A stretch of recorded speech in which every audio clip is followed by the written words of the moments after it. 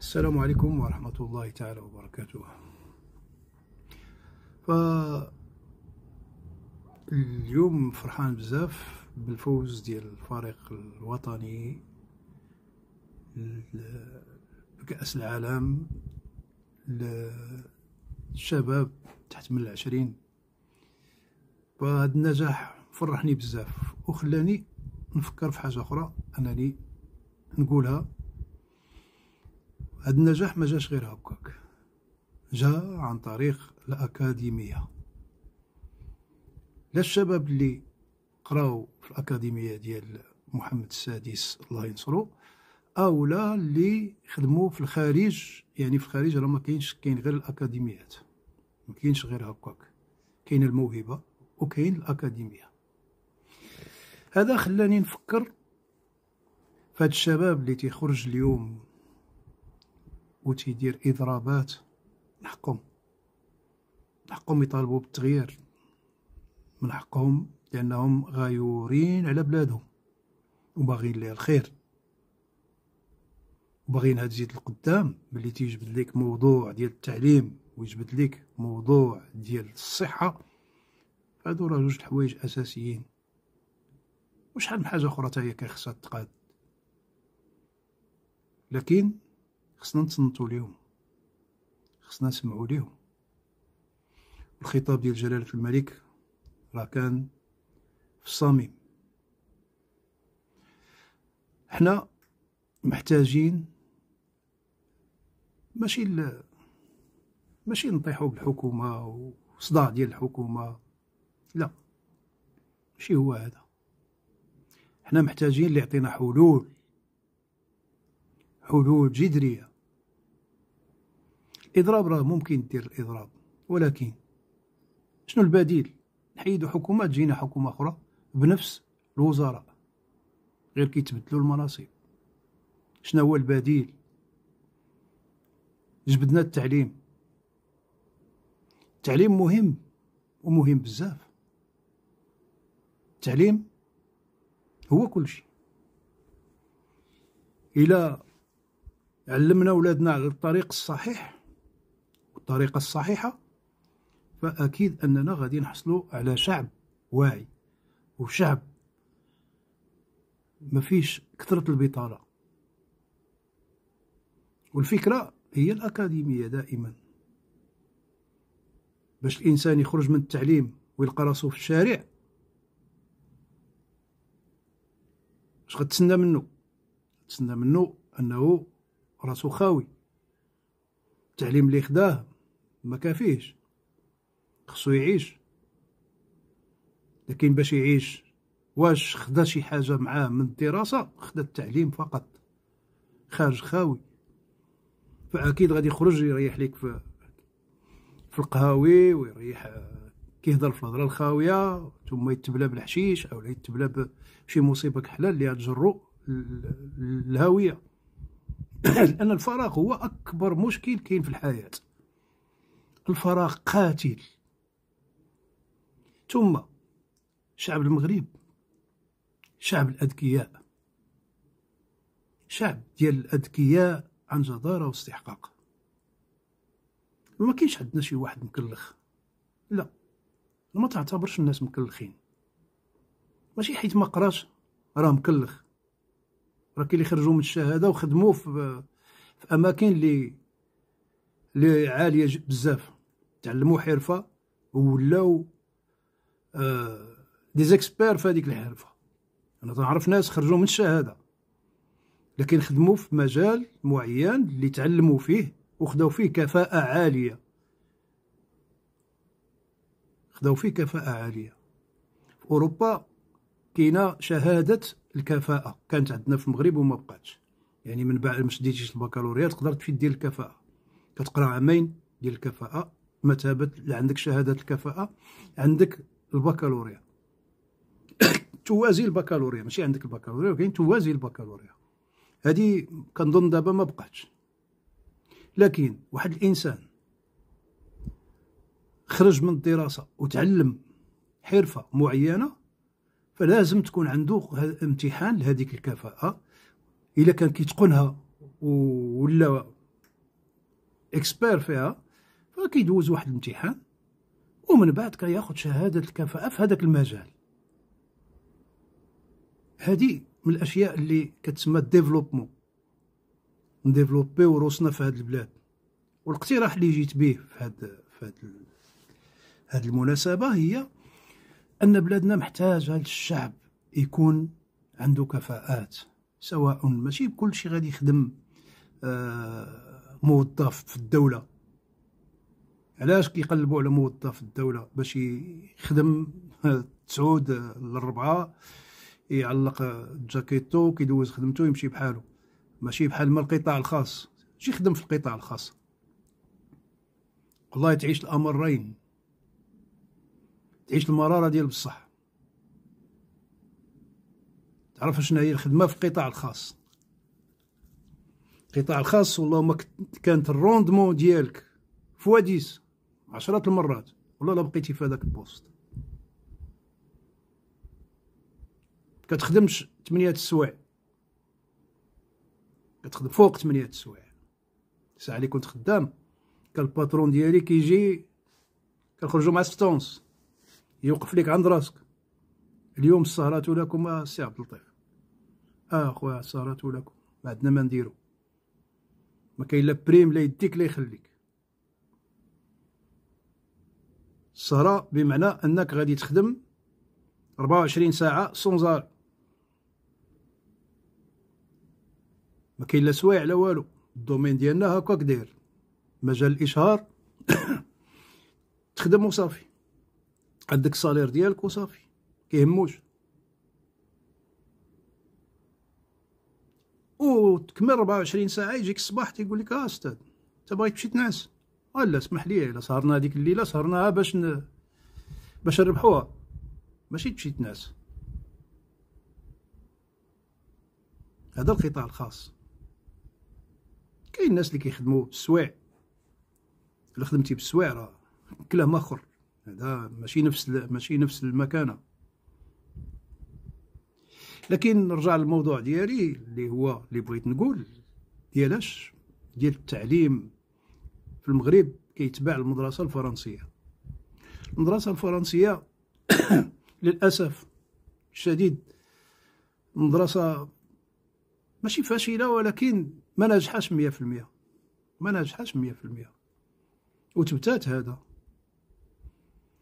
لكن المدرسه اللي فعاله والشعب ديالها غادي للقدام هي المدرسه الالمانيه. وما ادراك ما المدرسه الالمانيه؟ الشعب كله كيدير التعليم الابتدائي، ومن بعد الابتدائي كيدوز في الاعدادي، من الاعدادي حتى البكالوريا. نص نهار الصباح تعليم ونص نهار العشيه تكوين مهني. الشعب كامل الاباء ديالهم دازوا من نفس المدرسه. الاب كتلقاه داير اتوليه في الدار، كاع الماتيريال عنده، لا ديال النجاره ولا ديال لا ميكانيك ولا الكتريسيتي ولا التور، كتلقاه عنده ماتيريال، هو باه نابغه. فكيدخل هو الاعدادي كيبدا حتى هو في الدراسه ديالو، كيلقى باه ديجا استاذ في هذا المجال. اي حرفه بغيتي تهضر عليها الا وكتلقى باه وعائلته كلها في نفس المجال. ملي كيدخلوا للدار كيدخلوا على الابتكار، تيدخلوا يهضروا في الصناعه. هذا علاش كتلقى شعبهم كله غادي للقدام. ماشي نعمروا روسنا باش بالهضره الكثيره بلا قياس، ولكن النتيجه خرج لنا واحد مريح في الزنقه ما عندوش حرفه. على الاقل اللي علمتيه من السنه الاولى حتى البكالوريا علمتيه حرفه او حراف كيتعلم، راه ما كيقراش غير حرفه واحده. تيقرا البني، تيقرا النجاره، تيقرا القابس، تيقرا التور، تيقرا الالكتريسيتي دوطو، يقرا الالكتريسيتي دو باتيمون، يقرا العديد من الحرف اللي تيقراهم وتياخذهم كلهم غينفعوه في حياته اكيد، وينفعوه حتى مع ولادو. وحنا اليوم غاديين في الصناعه، صناعه السيارات، ها صناعه الطائرات، ها صناعه الكابلات، ها صناعه الباتريات، ها صناعه العديد من الصناعات. محتاجين الشباب واعي، ما يخرجش خاوي، ما عندوش حتى باش يعيش. لما تعلموش راه هادشي اللي غادي يخرج لينا بحال ما هادو اللي كيحرقوا كيفزلوا. ما باغيش هو كاع هاد التقدم هذا، ما باغيش. الاضراب راه من حقه، لكن اضراب مسالم، ماشي اضراب تهرس وتدقدق، تتوعد جارك وتوعد عائلتك وتوعد ناسك، تحرق ليهم ديورهم، تحرق ليهم محلاتهم. هذا راه العقل ما كاينش، العقل ما كاينش. خطاب صاحب الجلالة كان هادف 100%. خاصنا نعاونوا بالافكار، الحكومه راه تمشي حكومه وتجي حكومه، ولكن راه نفس الحكومه طلع ليك غير كيبدلوا الكراسه صافي.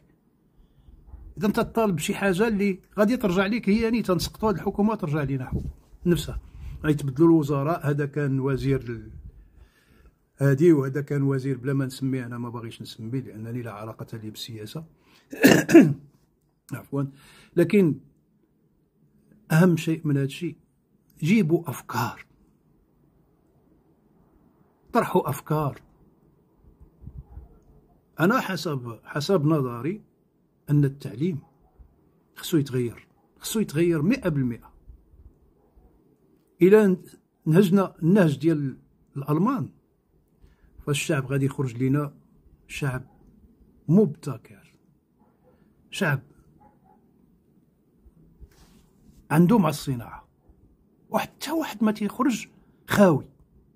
حتى الا ما نجحش في الدراسه ديالو، من نهارو عنده حرفه في دماغه، حراف عنده في دماغه، غادي يخرج، غادي يمشي لديك الحرفه اللي بغا، غادي يقلب عليها وغادي يلقاها. لكن واش كلشي يمشي للتوظيف؟ راه ما يمكنش. كلشي يخرجوا اطباء؟ راه ما يمكنش. ثم نضيف حاجه اخرى مهمه في التعليم، ان الامتحان راه ما كيدارش باش ديروا واحد الحاجز للتلميذ او للطالب، دير لي حاجز وقف حدك هنا. الامتحان كيدار باش نعرفوا المستوى ديال الطالب ولا ديال التلميذ، فقط لا اقل ولا اكثر. علاش؟ باش نعاونوه، ماشي باش نقولوا ليه لا انت ما قاريش خرج برا سير في حالك. الهضر المدرسي راه معروف، المسببات ديالو شنو هي؟ ما ساعدتوش الظروف باش يقرا. كاين دماغه واعر ولكن عنده ظروف ديالو خاصه. البيت ومشاكله الاجتماعيه راه كبيره بلا قياس. حنا كنشوفوا في السوشيال ميديا المشاكل ديال الطلاق والمشاكل ديال الاباء اشنا هي. ثم الاستاذ كيخصو يكون مربي، يربي اجيال. فانت كل قسم كيكون عندك كل عام فإلا كنتي ذو المستوى راه كتعطينا واحد الكم كبير ديال ولا اجيال ديال المعطوبين كما تيقولوا. لا، استاذ كيخصو يحبب التلميذ الدراسه، يحببها ليه، خصو يعاونو. خصك تكون كتبغي دوك التلام، راه هادوك التلام الا تعاطفتي معاهم وعطيتيهم حتى هما غادي يعطيوك، وكتشجع. كاينين بعض المربيات في روض الاطفال باش يحبوا التلام للقسم ويوليو يبغيو يجيو للقسم، تيديروا ليهم الفانيد، تيديروا ليهم شي حويجات باش يحببوا ليهم القسم. وما عمرها ما كتضرب، لان الضرب والعصا راه ما كيعطي غير الانحراف فقط لا ولا اكثر. كون تبغي الميدان ديالك، الا بغيتي الميدان ديالك غادي تمشي لقدام مع التلام، والنتائج هي اللي كتفرحك، لا مع الله ولا مع العبد. فالموضوع اللي بغيت نتكلم فيه مزيان راه هو التعليم خصو يتغير. التعليم خصو يولي من الاعدادي حتى البكالوريا كلشي كيدير نص نهار ديال التكوين ونص نهار ديال التعليم، نص نهار الصباح التعليم ونص نهار العشيه التكوين، ومره مثلا في الاسبوع يمشيو هذوك التلامذ في هذاك المجال اللي كانوا كيقراو عليه يمشيو يشوفوا في عين المكان، يمشيو لوزينات يديروا زياره، يشوفوا الناس خدامين كيفاش كيخدموا كيفاش كيتحركوا، داكشي اللي قراوه يشوفوه في الواقع. هكا غادي ننتجوا شعب. لان هنا الا بديتي هذا العمل من دابا فكون واثق على ان من هنا لواحد 2030 2040 غادي يكون عندك شعب ما شاء الله ما شاء الله. والنتائج راه كتبدا غير من 4 سنين 5 سنين كتبدا النتائج. 4 سنين 5 سنين كتبدا النتائج. علاش؟ لانك تلقى هاد التلميذ غادي يجتهد وغادي يتعلم صنعه، واخا يوقف الدراسه ديالو من مستوى التاسعه غادي يخرج بحرف. وقف البكالوريا غادي يخرج بحرف، عنده فين يخدم، عنده فين يتحرك، ما خارجش راسو خاوي ما تعرف والو غير القراءه والكتابه فقط لا اقل ولا اكثر. هذا قلت من خلال الفرحه ديالي اللي فرحت مع الفريق الوطني في اقل من 20 سنه، الوصول ديالهم للمربع الذهبي، وخلاني انني نفكر في بلادي باش تزيد للقدام. انا سياسي، ما انا تابع لشي حزب، ما عندي لا انتماء سياسي لا والو، لكن بغيت بلادي تزيد للقدام. وان شاء الله كنتمنى من الاخوان يبارطاجيو هذا الفيديو باش يوصل للمسؤولين، لان الافكار راه مهمه بزاف. فاللي عنده افكار جديده، انا ما عنديش كيفاش نطرح هذه الاطروحه على الوزاره، وزاره التربيه الوطنيه، لكن كيبقى هذا في السوشيال ميديا. يقدر هذا الفيديو الى تبارطاجا يوصل للناس المسؤولين. انا ما كنقلبش لا على البوز لا على الفلوس لا على يديك الله يخليك، انا باغي الخير لبلادي فقط لا اقل ولا اكثر. ما تبارطاجيش وما ديرش ليا لايك وما دير والو، بارطاجي فقط من اجل المعلومه توصل للناس المسؤولين. شاهدت واحد الفيديو ديال برلماني تيهضر على الالمان وتيهضر على البورسونتاج، فشوف الالمان شنو دايرين، شوف لي زالمون كيفاش خدامين، كيفاش زادوا بلادهم لقدام في الصناعه. حنا محتاجين للصناعه حاليا اكثر ما محتاجين الادباء، اكثر ما محتاجين الكتاب، اكثر ما محتاجين الشعراء، اكثر ما محتاجين. حنا محتاجين الصناعه. بلادنا واقفه الان على طاقات البشريه في الصناعه، العقول البشريه في الصناعه. والتكوين المهني الا بقى منفصل بوحدو على التعليم فراه ماشي، ما غادي يزيدش بك القدام. فقط هما حل من الحلول. كانت فكره ديال دمج التكوين المهني مع التعليم كوزاره، كانت فكره صائبه، لكن فقط ان البلاد كل شيء من الاعدادي حتى البكالوريا يقراو الصناعه. اولا تتنقص عليك من التعليم، ما يبقاوش كثره القرايه ماشي بلا نتيجه، لان كاينه النتائج دائما ولله الحمد. الى ان كنلقاو في الابتدائي الطفل كيهز الشكاره كتردو اللور كطيحو.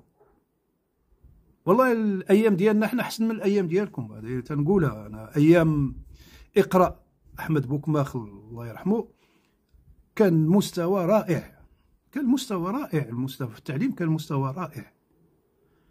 علاش؟ لان دابا تلقى الطفل هاز الشكاره قداش عمر عمر عمر عمر عمر عمر، سي نورمال غادي يكون عليه ضغط كبير بلا قياس. لا 50% تعليم ابتدائي دراسه عاديه، لكن الابتدائي البكالوريا يكون دمج التكوين المهني مع التعليم. صنار الصباح دراسه، صنار العشيه تكوين مهني. هذا هو المقترح، وهذا راه جاري به العمل في المانيا وخدامين به. الاب عنده ماتيريال تيخدم به، ديجا داز من نفس المدرسه كيوجه ولدو كيف كيجي كيسولو با، كيقول لك با شنو قريتي اليوم، اش قريت واش قريت واش قريت، يجيو التطبيق، هادي كدير لها هادي كدير لها هادي كدير لها، كيطلع ليك الدماغ، كيطلع ليك من الديبار شي حاجه ما حاصلاش. والمغرب ولله الحمد بلد الاذكياء، تنقولها ونعاودها ونعاود نقولها، بلد الاذكياء فقط. كنعرفوا بالله هذا الذكاء اللي عندنا في المغرب راه الا ما استغليتيهش في التكوين وعمرتي ليه راسو باشياء ايجابيه، فكون واثق غادي يمشي هذاك الذكاء ديالو تيتحول دهاء، تيتحول دهاء. وهذا علاش كنلاحظوا كثره الاجرام، فهذاك الاجرام راه ذكاء تحول دهاء. ان الانسان باش يجي ويخون بزطام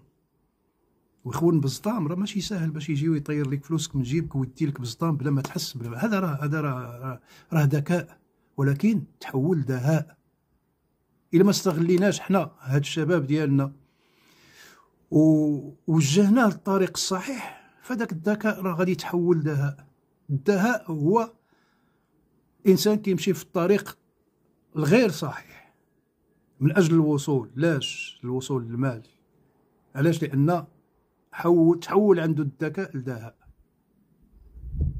ما بغيناش بحال ما هكا، بغينا شعب يكون واعي، شعب نافع لبلادو.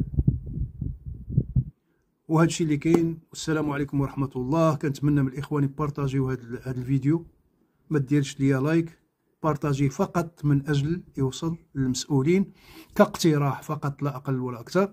ما كنفرضش، ما كنقولش شي حاجه اللي غير صالحه للوطن، فقط من شده حبي لهذه البلاد وحبي الملكي.